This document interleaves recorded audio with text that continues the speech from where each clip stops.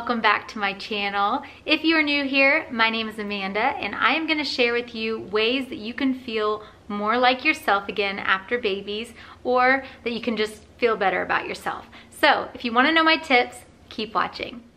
Before we get started, I do want to remind you to hit that subscribe button if you're new to my channel. I post 3 videos a week, every Monday, Wednesday, and Friday. So if you hit subscribe and you hit that little notification bell, you will be notified when I post new videos so you don't miss them. Okay, so if you clicked on this video because you want to know how you can feel a little bit better about yourself, or work on your confidence, or how to just feel more like yourself again, especially after having babies, you've come to the right video, and I'm going to share with you from personal experience what helped me. Okay, the first thing is, what are you passionate about? What did you always love doing before you had kids, or what do you love doing that's completely unrelated to your baby, your kids, or your family entirely? So now that you've got that thing in your head about what it is that you love, are you still doing that? So for me, personally, music was always something that was my major passion. Songwriting, music, singing, playing guitar, all of these things.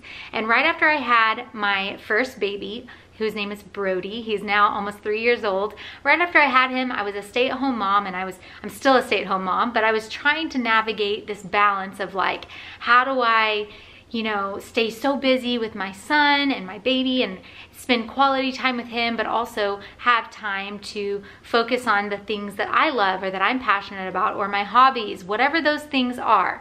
And so in turn, what happened was a little bit of time went by and I just sort of neglected pretty much all of the things that I was really passionate about. For about 6 months after having him, I wasn't really working out, which we'll get into in a minute. I wasn't spending time writing songs or playing guitar or doing the things that sort of feed my soul. So figure out what those things are that you're passionate about, and if you've stopped doing them, stop it. Start doing them again, Do the things that will make you happy, and make sure that you have some alone time to do the things that you love. Okay, the next thing is girl time, and girl time support, friends, all that good stuff, okay? It is so important as women that you find your tribe. You find a good group of girls that you really click with, that will build you up, support you, and especially in motherhood. I have always had a close-knit group of friends, and they've changed over the years as my phases of life has changed, but it's very important now more than ever in motherhood that I have my close friends. So whether that means that you're having play dates and you get the kids together and you're with your friends and y'all can just sit around and have some coffee, which by the way, I have mine. Do you have yours? Cheers. And you can just talk about what's going on in your life. You can talk about why your baby's not napping, or the tantrums that your toddler's throwing, or all the normal things that your babies and toddlers and kids go through. And if you don't have a support system, it could feel very lonely. I'm sure you would feel so alone and isolated. So even if, let's say, you've moved to a new city and you don't really know anyone, maybe you find a YouTuber that you love temporarily until you can find some friends in your area, someone that encourages you and makes you feel like you can do it, because you can. And motherhood is the hardest job in the world. I always say it's like the greatest blessing ever, but it is very challenging, especially I feel like, well, I think it's challenging no matter what, but when you're a stay-at-home mom and you're with the babies 24/7, it can be so tough. And so all I'm saying is you need some girlfriends. You need to be able to go get a manicure and a pedicure for an hour with your friend, or go on a shopping day. And unfortunately, with my best friends, I don't get to like go shopping for a day with them with no kids, as much as I wish I could. And those days are sort of like few and far between, but we've been trying to schedule those things, and usually the kids are around, and that's cool. But it's great, like if all you can do is a play date and you don't have childcare, then get together for a play date with your friends and just talk about life. and just catch up and spend time together, and it will really, like, it is so life-giving. Like, I am an outgoing introvert. That's what I like to say. I'm technically introverted because that's where I go to recharge. And so right after having my son Brody, for a little while, I just sort of like stayed home all the time, and I didn't do a lot, and it was fine. But once I started like getting out and, like I said, doing play dates or going to a church group on Tuesday mornings, they used to have this thing, and it was like a Bible study, and it was a group, and there was all these young moms that were in the same phase of life as me, and I sat there and listening to all these other moms talking about what they were walking through. I was like floored initially. I was like, oh my gosh, like they all feel the way I feel. They all, like, you love your baby so much, but you can't wait to have a break. Then you get a break and you're like, I miss them. And it's this whole weird back and forth feeling of motherhood, and everyone feels the same thing. So you are not alone if you feel kind of like a crazy person sometimes, because you, like I said, you want a break and then you get it, and all you can talk about is your kids. It's just kind of how it goes. All right, the next thing is self-care. Now, I'm not being vain. It's not all about physical looks when I say all of this. Some people like to think that, but it is important, and I don't care who you are. If you are a woman and you've just had a baby especially, you need to make sure that you're giving yourself some love. And what I mean by that is paint your nails, paint your toenails, take a nice bath, relax, buy a bath bomb for your back. Like, whatever makes you feel relaxed and rejuvenates you in terms of self-care, putting a face mask on, whatever, do it. And along those same lines, you know, for a long time I've now been a stay-at-home mom for almost 3 years. I've got 2 kids now. My son Brody is almost 3, like I said. Addison, my daughter, is about to be 9 months old. And so I've learned a lot in this process, and I actually did a video on how to be more productive as a stay-at-home mom. I will link it in the description and link it in the cards if you didn't see that one. But what I have learned in the time of being a stay-at-home mom is that get up, get yourself ready, get up before the kids. I'm telling you, like, if you get up and you put on a little bit of makeup, like for me, I feel better when I have a little bit of makeup on. I'm not saying you have to have a full face of makeup on, but for me, if I put on a little bit of concealer, some bronzer, and like highlight, I'm good. Maybe a little mascara. Like, I don't have to do a full face of makeup, but that just makes me feel alive and feel more productive for the day. Whereas if I get up when the kids get up and I like can't get it together because I'm dealing with them and I can't have a minute for myself, like I stay in pajamas all day because I can, because I'm home. If I did that, I would never get anything done. Those days that I do that, I am so lethargic. I feel like so unmotivated, so unproductive. It's the worst day ever. So when I say self-care, what I mean is do the things like that you need to do to take care of yourself. And right after you have a baby, like you can feel kind of like crappy because you're like not, you know, like you're out of shape, you know, all of these things from having the baby, and you don't quite feel like yourself again. And it has taken me, like I'm telling you, I just told my husband the other day, I said, I'm finally feeling like myself. And it's taken 9 months since I had my little girl. 9 months of like trying to get back in shape and trying to like, I don't know, just doing the thing, you know, just taking care of the kids and all of that. And it's like I'm just now starting to go, okay, I'm getting my groove back. I'm feeling really good. I'm feeling normal again. And that takes time. Time is like the biggest thing that will change, you know, will change it all in terms of how you feel.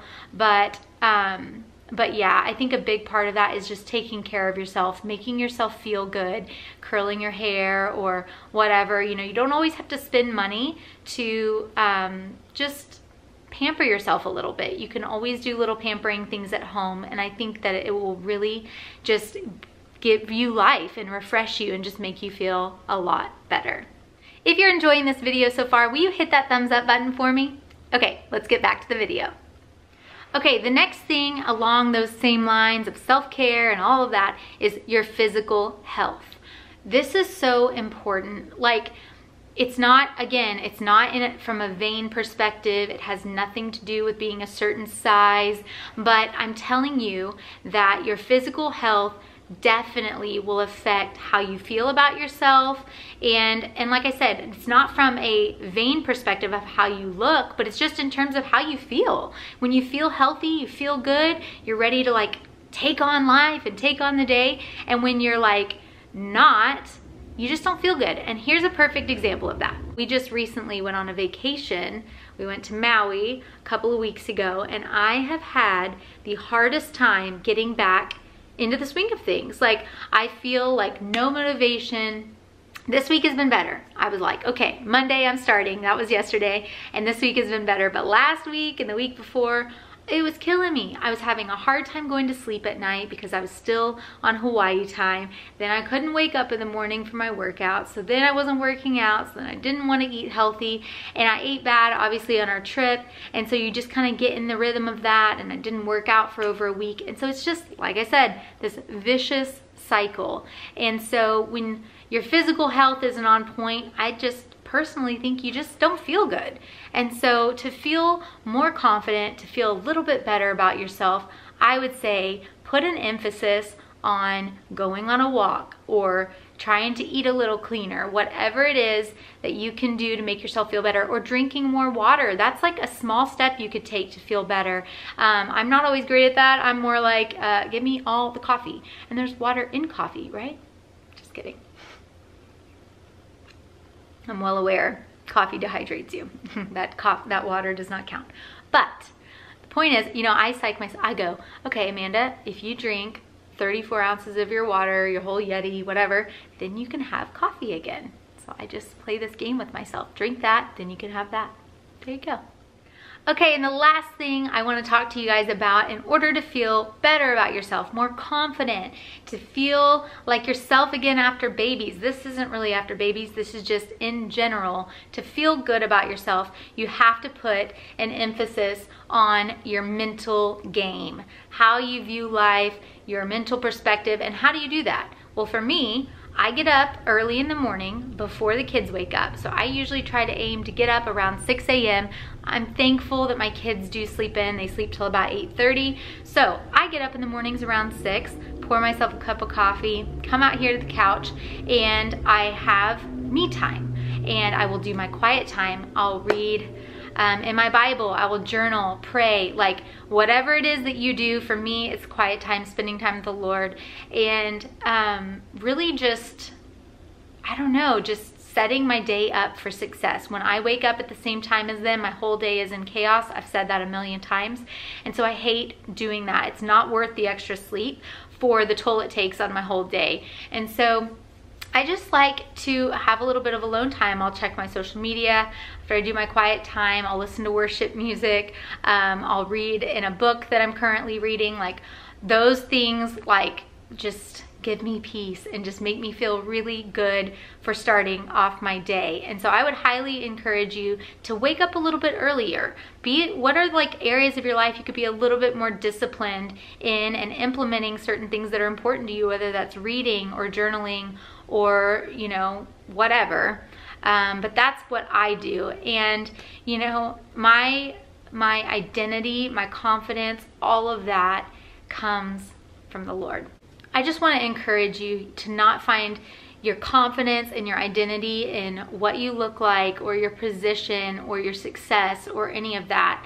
You know, for me, I don't really worry about a lot of that. I just focus on who I am and who I was created to be and who the Lord created me to be and what the Lord is calling me to. And I just try to focus on those things, you know, and that's where I get my confidence from, and my identity is because I know that the Lord loves me so much. I know that He created me to be exactly who I am, and you know, to look the way that I look, just like you. You are created so unique and beautifully, and you're beautiful and you're special, and you can achieve all of your dreams. And you know, it's cool to think about, like I was thinking about it this morning, and I was just, as I was praying and having my quiet time, I was just thinking, you know, Lord, like as a woman, like help me to continue to just focus on what you've called me to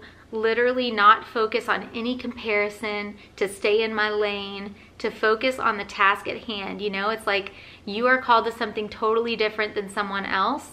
And so in turn, you don't have to be threatened or jealous by any other girls, because what they're called to is not what you're called to, and they can't fulfill your destiny just like you can't fulfill theirs. And so really there's no competition. I just hope that after watching this video, you just feel better about yourself, and that if there are any lies you're believing about yourself and who you are, I just want to remind you that when things pop into your head that are negative about who you are, like maybe it's you're not good enough, or you're not doing a good job, or you're not pretty enough, or you're not small enough, or fit enough, or whatever it is, you know, those are all lies, complete lies, and those do not come from the Lord.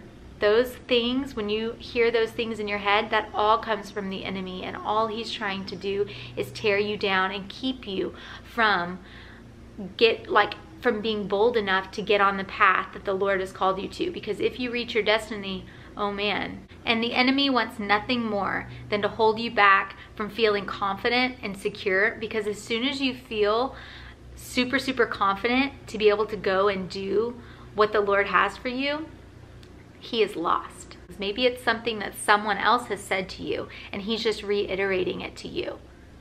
And then you believe it because you've heard it before.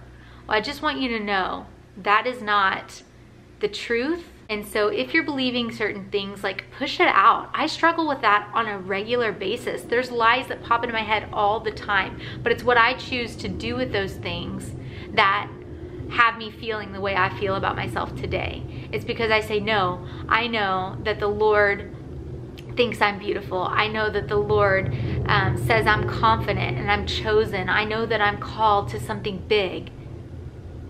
And that I know that the Lord put these dreams in my heart for a reason. He gave me these desires and talents and certain things that I have that I'm dreaming of. That's all from the Lord. And the enemy's gonna try to tear those things down, and I just say, like, you just have to learn the difference. And when you do, you will be unstoppable. So thank you so much for watching. I hope that you found this valuable. I hope that you leave here just feeling encouraged, built up, and like you can go conquer the world. You are so beautiful. Thank you so much for watching, and I will see you in my next video. Bye.